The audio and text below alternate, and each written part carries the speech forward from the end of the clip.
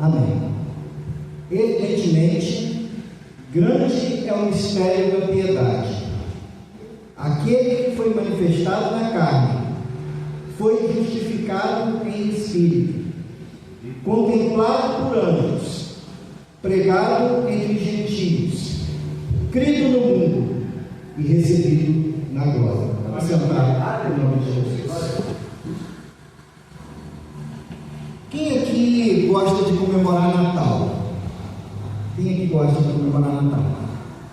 Ninguém gosta de comemorar Natal? Ninguém gosta? Quem gosta da ceia do Natal na véspera? Quem gosta da véspera? De comemorar Natal na véspera, dia 24? Quem gosta no dia do Natal?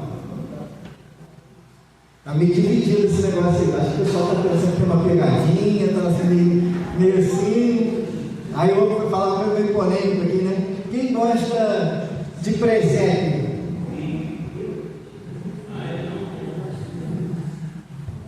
Quando eu era criança, eu gostava muito de um presépio que eles fazem, todo mundo ainda fazem ali na Praça do Conselheiro, porque eles faziam um negócio ali com a água ali, aí ficava o pessoal, o negócio encerrando, ficava os bichinhos mexendo ali, era um presépio assim, muito bem feito, aquele presépio da Praça de Conselheiro. A gente tem umas imagens que ficam na mente da gente de Natal, quando a gente fala de Natal, que é aquelas imagens que vem à nossa mente, a música de Natal, a comida de Natal, né? As mensagens de Natal, a família reunida, e todas essas coisas que trazem à nossa memória essa época do ano, que o pessoal faz doação, que o pessoal resolve fazer ceia para morador de rua, o pessoal resolve fazer um monte de coisa, e o Natal parece que tudo se resolve no Natal e todo mundo fica bonzinho no Natal, e todo mundo resolve ser solidário, família que não se vê há anos e no Natal se vê, e toda essa expectativa do Natal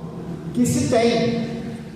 Mas aí a gente tem um problema como cristão evangélico, bíblico, que é olhar para o Jesus fora da imagem do Jesus Natal. Aleluia. Já foi falado aqui pelos irmãos que tiveram oportunidade sobre quem é Jesus, sobre o que Jesus foi e é na vida.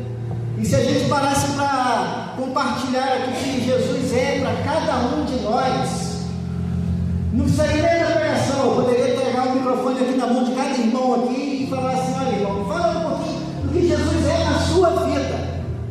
E a gente teria aqui uma pregação maravilhosa, uma experiência que de repente um dia o pastor Cerqueira pode fazer isso aqui num culto e falar assim: irmãos, vamos fazer um culto aqui para cada um dar um testemunho. Não vai ter pregação não, cada um vai dar um pedacinho da sua história com Jesus. E vai fazer uma vigília, tenho certeza, porque cada um aqui vai ter uma história com Jesus. E na verdade Jesus, ele é o centro de tudo e de todas as coisas. Quando a gente olha para Jesus, apenas o Jesus da manjedoura, o Jesus frágil, o Jesus ali do presépio que está ali cercado, né, de fragilidade, pobrezinho, a gente não percebe a preparação que Deus teve, o cuidado que Deus teve para trazer Jesus ao mundo, o cuidado que Deus teve para que essa salvação se manifestasse nas nossas vidas, para que isso fosse revelado nas nossas vidas. Porque Jesus, ele é tudo. Antes da fundação do mundo, antes que o mundo fosse feito, ele é. Aleluia. Jesus, ele não surge daquele momento ali da manjedoura. Jesus não surge do acaso. Jesus não é simplesmente alguém que entrou na história do nada. Mas Jesus é toda a preparação do mundo que Deus fez antes mesmo que fizesse mundo, antes mesmo que tudo fosse feito. Deus pensou na minha e na tua salvação. Deus pensou na necessidade de cada um de nós. E se a gente nessa noite pegasse aqui todas as profecias que foi dada ao povo de Israel, e pessoas até mesmo antes de Israel, disse a Abraão, a Isaac, a Jacó, a Noé, o próprio Adão, as promessas que Deus foi fazendo durante todo o tempo que Deus se relacionou com pessoas, tudo culminava em Jesus. Eu quero abrir com vocês, antes de passar para o texto realmente que é o texto que eu quero trabalhar. A gente vai voltar aqui em 1 Timóteo, vou até marcar ele aqui. Mas eu quero abrir com vocês uma das profecias, que é Isaías 11. A gente poderia abrir muitas outras, mas a gente não tem tempo para tudo isso. Isaías 11 diz assim: do tronco de Jessé sairá um rebento, e das suas raízes um renovo. Repousará sobre ele o Espírito do Senhor, o Espírito de sabedoria e de entendimento, o Espírito de conselho e de fortaleza, o Espírito de conhecimento e de temor do Senhor. Deleitar-se-á no temor do Senhor, não julgará segundo a vista dos seus olhos, nem repreenderá segundo o ouvido dos seus ouvidos, mas julgará com justiça os pobres, e decidirá com equidade a favor dos mansos da terra. Ferirá a terra com a vara da sua boca, e com o sopro dos seus lábios matará o perverso. A justiça será o cinto dos seus lombos, e a fidelidade o cinto dos seus rins. O lobo habitará com o cordeiro, e o leopardo se entreterá junto ao cabrito, e o bezerro e o leão novo, e o animal cevado andarão juntos, e um pequenino os guiará. A vaca e a ursa pastarão juntas, e as suas crias juntas se deitarão. O leão comerá palha como o boi. A criança de peito brincará sobre a toca da áspide, e o já desmamado meterá a mão na cova do basilisco. Não se fará mal, nem dano algum em tudo o meu santo monte, em todo o meu santo monte, porque a terra se encherá do conhecimento do Senhor, como as águas cobrem o mar. Naquele dia recorrerão as nações à raiz de Jessé, que está posta por bandeira dos povos, e a glória lhe será morada. Parte dessa profecia já se cumpriu quando da raiz de Jessé era o pai de Davi, e Deus fez uma promessa a Davi dizendo: olha, através da sua descendência virá um reino eterno. Se o teu reino já foi um reino em que eu pude estabelecer Israel como nação, da sua descendência virá aquele que será o rei eterno, que estabelecerá por fim o fim ao pecado, o fim à morte, o fim a todo sofrimento nessa terra. E Jesus veio da descendência de Jessé, da descendência de Davi, e sobre ele repousou o Espírito do Senhor. A plenitude do Espírito do Senhor estava sobre Jesus. Glória a Deus. O interessante é que quando Jesus ele nasce, se cumprindo todas as profecias, porque o pai e a mãe de Davi, eles não forçaram nenhuma profecia, eles foram forçados a ir até Belém. Foi profetizado: e tu, Belém Efrata, a menor da cidade de Israel, da menor da cidade de Judá, de ti sairá Messias. Aquela cidadezinha pequenininha de Belém, que ficava perto de Jerusalém, que ninguém dava nada para aquele lugar, ali estava guardado o descendente de Davi. Aleluia. E ele vai para ali, oculto de todos os povos, oculto dos grandes, oculto dos reis, oculto de todas as pessoas. E ele não encontra morada entre os homens, porque não é dado a ele uma pousada, mas é dado a ele um coxo de animais, e ele é colocado ali. Ele entrou no mundo, e Deus faz das pequenas coisas grandes coisas. Deus faz daquilo que é imperceptível ao mundo algo grande, e naquele lugar pequeno, naquele lugar afastado, naquele lugar que ninguém percebeu nada, estava nascendo o Rei dos Reis, o Senhor dos Senhores.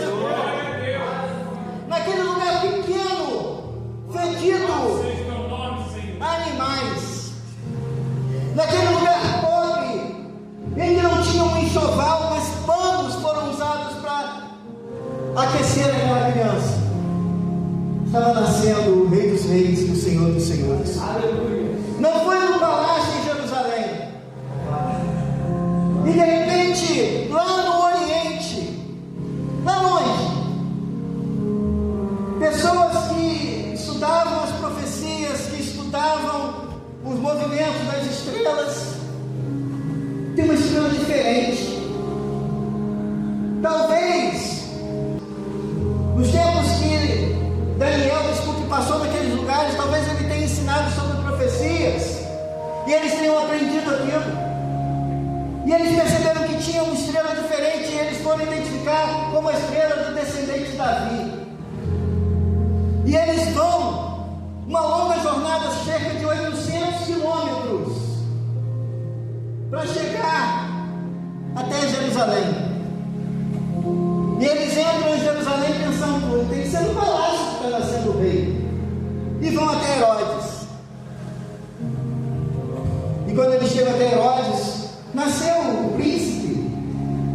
Aqui não nasceu nada. Não nasceu ninguém, mas como não? Nós vimos a estrela dele. É o rei eterno que está nascendo. Nós viemos por causa das profecias. E ele entra naquela cidade, então eles chamam os sábios, os escribas, os doutores da lei. E o Herodes pergunta: tem alguma profecia a respeito do nascimento de um rei? Tem. E eles abrem os rolos da lei, das profecias, todas as profecias, uma após uma, dizendo: o rei está vindo, o rei está vindo, da descendência de Davi, o rei está vindo. E ele então diz assim: olha, está dizendo aqui que é Belém.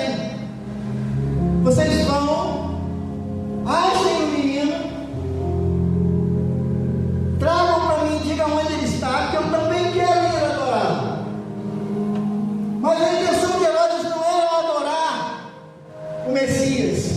A intenção de Herodes era matar o príncipe, porque ele era um falso rei. Porque ele era um rei que tinha sido posto pelos romanos no trono de Davi. Mas quando ele está ali naquele lugar, aqueles homens vão até Jesus, levando presentes caros, levando ouro, levando incenso, levando mirra. Antes que qualquer pessoa tivesse percebido, eles reconheceram que Jesus era o rei. Mas não é um único rei, mas um verdadeiro rei. E um rei merece ouro.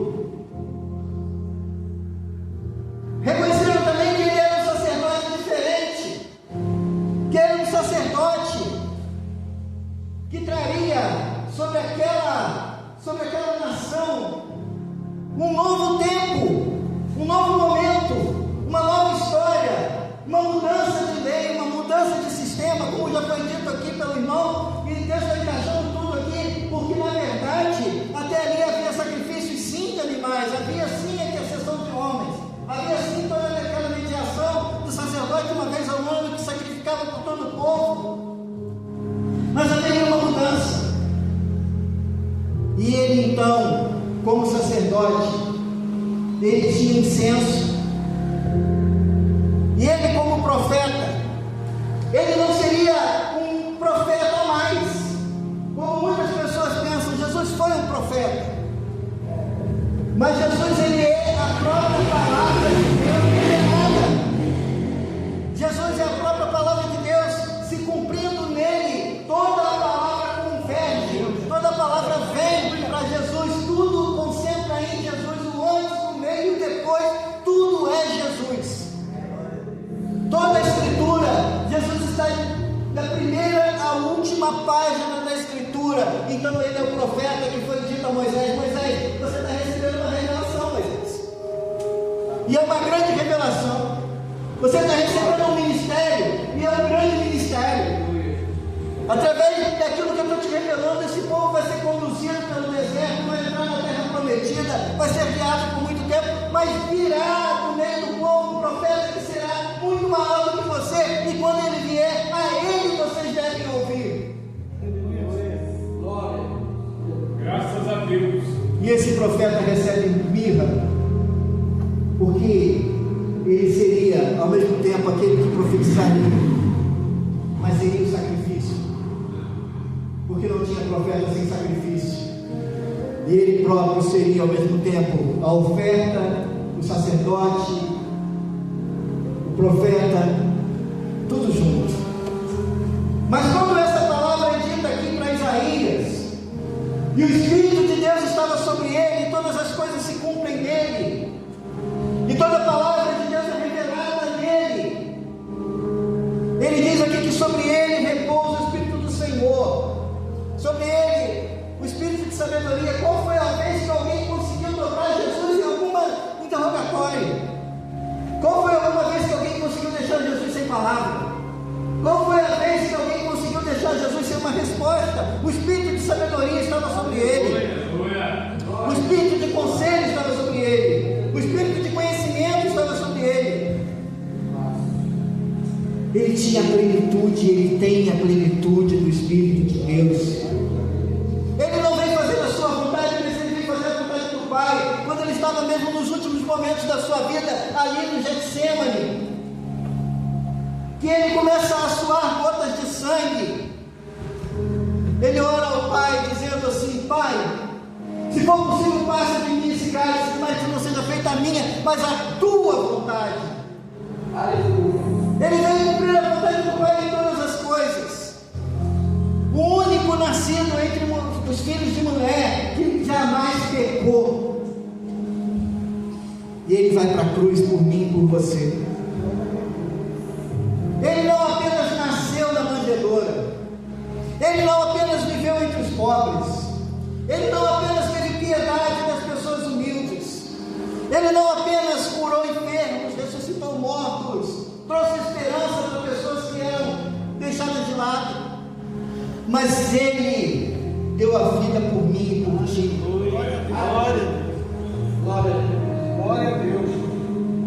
Aí quando a gente vai para João, capítulo 1. Isso aí. João, né?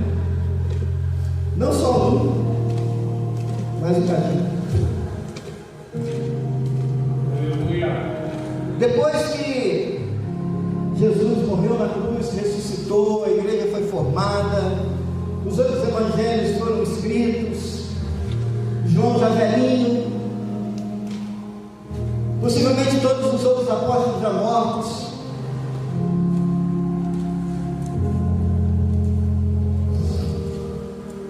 Depois que eles deram testemunho daquilo que eles viram e ouviram a respeito de Jesus, Lucas registra a infância de Jesus, Mateus registra a genealogia de Jesus, Marcos já entra mais nos milagres,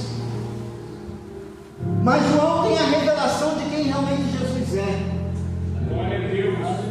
Glória a Deus. A revelação de que Jesus não era apenas alguém que entrou na história e que se sacrificou por nós, mas que esse plano de Deus já estava escrito antes de todas as coisas.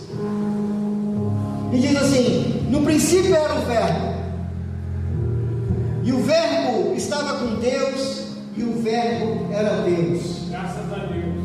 Verbo, no original Logos, ou seja, a palavra revelada, a palavra plena, a palavra perfeita.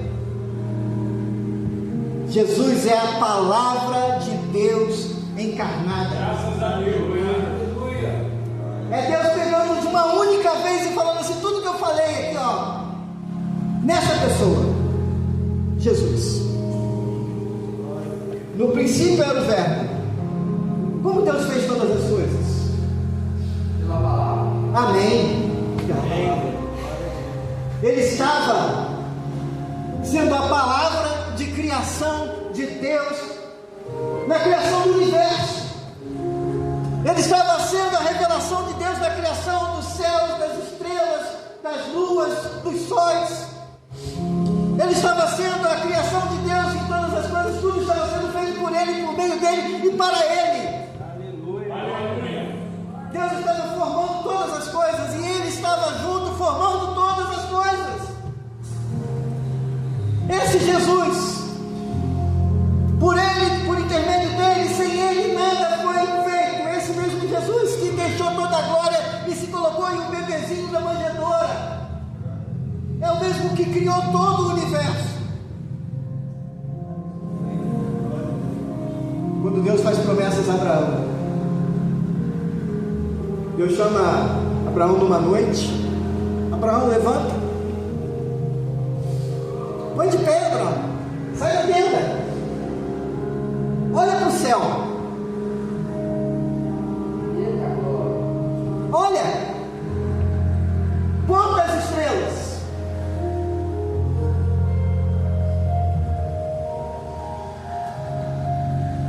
Senhor, eu não consigo.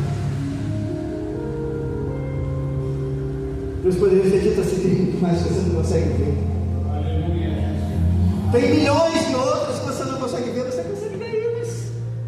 Menos de 1000. Mas eu tenho um negócio chamado telescópio, que os olhos vão poder olhar para o céu e vão poder ver realmente o tamanho da minha criação. Tantos quanto as estrelas do céu, e tantas quanto a areia do mar.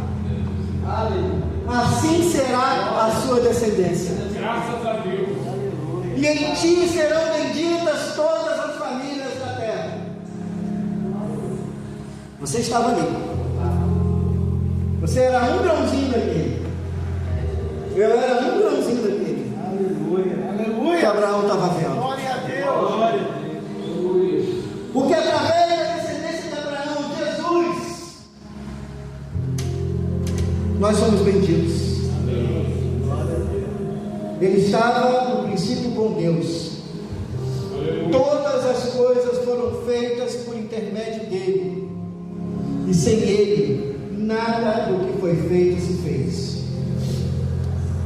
A vida estava nele. E a vida era a luz dos homens. Glória a Deus. Nós lembramos das palavras dele quando ele diz assim: eu sou o caminho, a verdade e a vida, ninguém vem ao Pai a não ser por mim. Glória a Deus. Ele é a vida. Ele é aquele, quando o profeta é chamado para orar e profetizar sobre um campo de ossos,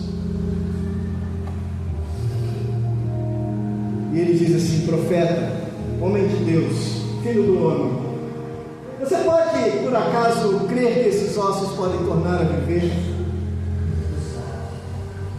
Tinha um ossinho meu e teu ali, irmão. A gente era um mocinho daquele. E de repente, o Senhor diz assim: filho do homem, profetiza a esses ossos para que eles tenham vida. E de repente os ossos começam a se juntar e faz um grande barulho. E de repente eles começam a se pôr de pé e crescer músculos. E de repente cria pele. E de repente, aquilo que não tinha vida, mais uma vez precisa do mesmo que aconteceu no Éden, que foi o sopro do Espírito de Deus, que é o Espírito de Cristo. E o Espírito de Deus é soprado. E aqueles ossos ganham vida. Ele é a vida dos homens. Aleluia. Glória a Deus. Nós estávamos mortos em nossos delitos e pecados, mas através do sopro do Espírito de Deus que veio dele, porque quando ele subiu, ele desceu o Espírito e deu dons aos homens. O Espírito foi derramado quando ele subiu.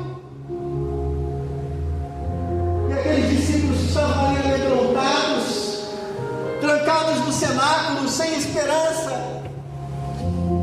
Jesus entra naquela sala trancada, atravessa as paredes. Não pediu para abrir a porta, não, ele atravessou a parede. E ele disse: paz seja convosco. Aleluia. E ele soprou o Espírito sobre eles. Glória a Deus. Ele é a vida dos homens. Aleluia. Houve um homem enviado por Deus, o nome era João, o Batista. Este veio como testemunho para que testificasse a respeito da luz e o fim de todos, a fim de que todos vejam e creiam por intermédio dele. Ele não era luz, mas veio para que testificasse da luz, a saber, a verdadeira luz que vinda ao mundo ilumina a todo homem. O Verbo estava no mundo. O mundo foi feito por intermédio dele, mas o mundo não o reconheceu. Da mesma forma que o irmão leu aqui em Romanos. Deus está aqui, irmãos. Glória a Deus. Aleluia. Aleluia. Eles não entenderam. Veio para o que era seu, e os seus não receberam. Mas a todos quantos o receberam, quem o recebeu aqui? Eu. Mas a todos quantos o recebeu, deu-lhes o poder de serem feitos filhos de Deus. A saber, Aleluia. os que creem no seu nome, Aleluia. os quais não nasceram do sangue, nem da vontade da carne, nem da vontade do homem. Você não nasceu de novo pela sua vontade, não. Você não nasceu de novo porque alguém insistiu demais com você, não. Ninguém pode converter ninguém, irmãos. Você no máximo vai até o ponto de pregar o evangelho e orar por essa pessoa. Mas a todos quantos o recebeu, deu-lhes o poder de serem feitos filhos de Deus, a saber, os que creem no seu nome, os quais não nasceram do sangue, nem da vontade da carne, nem da vontade do homem, mas de Deus. Você nasceu de Deus. E o Verbo se fez carne e habitou entre nós, cheio de graça e de bondade, e vimos a sua glória. Quem viu a glória de Deus aqui? A glória a Deus. A glória como do unigênito do Pai. Agora voltamos lá para 1 Timóteo. Grande é o mistério da piedade. Você não precisa entender tudo isso. Você precisa crer. Aleluia. Quando você chegar no céu, você vai entender. Porque Paulo disse assim: nós contemplamos como num espelho embaçado. Quando você olha a sua imagem no espelho, você não vê verdadeiramente, com certeza, 100% de chance de ver realmente quem você é. A imagem está embaçada, está distorcida. Grande é o mistério da piedade. Aquele que foi manifestado da carne, quem? Jesus. Foi justificado em espírito. Porque quando ele morre naquela cruz, ele desce até o lugar dos mortos. Ele prega não para os ímpios perdidos, esses já estão condenados, mas para aqueles que creram na sua vida, que estariam lá se ele não tivesse vencido, e nós iríamos para lá também se ele não tivesse vencido. Mas ele desce até ali e ele diz: eu venci a morte. Glória a Deus. Ele toma as chaves da morte e do inferno. Ele toma consigo o cativeiro e sobe aos céus, vitorioso, justificado, glorificado, vitorioso, Aleluia. justificado em espírito, contemplado por anjos.